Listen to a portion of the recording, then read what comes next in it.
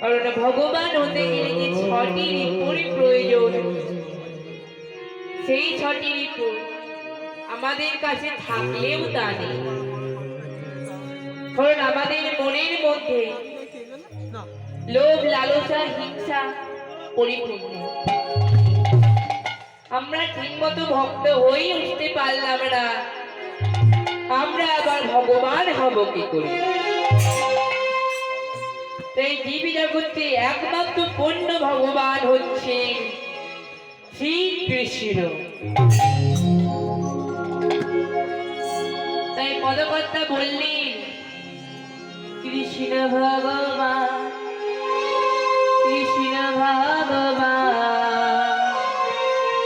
কৃষ্ণ ভগবান, আমাদের কৃষ্ণ ভগবান, কৃষ্ণ ভগবান, কৃষ্ণ ভগবান, কৃষ্ণ ভগবান, আমাদের কৃষ্ণ ভগবান, কৃষ্ণ ভগবান, কৃষ্ণ ভগবান, কৃষ্ণ ভগবান, আমাদের কৃষ্ণ ভগবান, কৃষ্ণ ভগবান, কৃষ্ণ হরি হরি বল।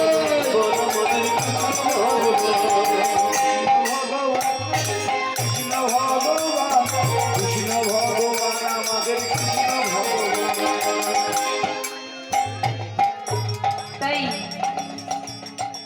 এবার আমরা এমন এক ভক্তের জীবনে কাহিনী শুনব,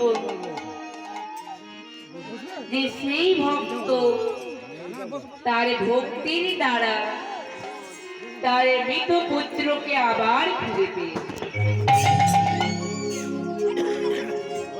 তাই এরপরই তো আমি লীলায় প্রবেশ করব। তাই এর আগে আমরা এই ভক্তের জীবন কাহিনীটা একটু সংক্ষেপে শুনে নেব।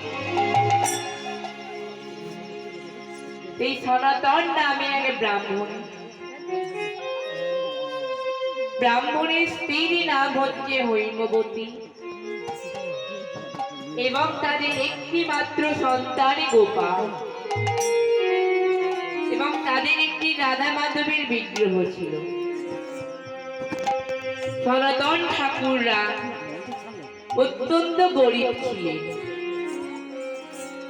তাই সনাতন ঠাকুর প্রত্যেক দিনেরই মতো ভিক্ষায় গিয়েছিলেন।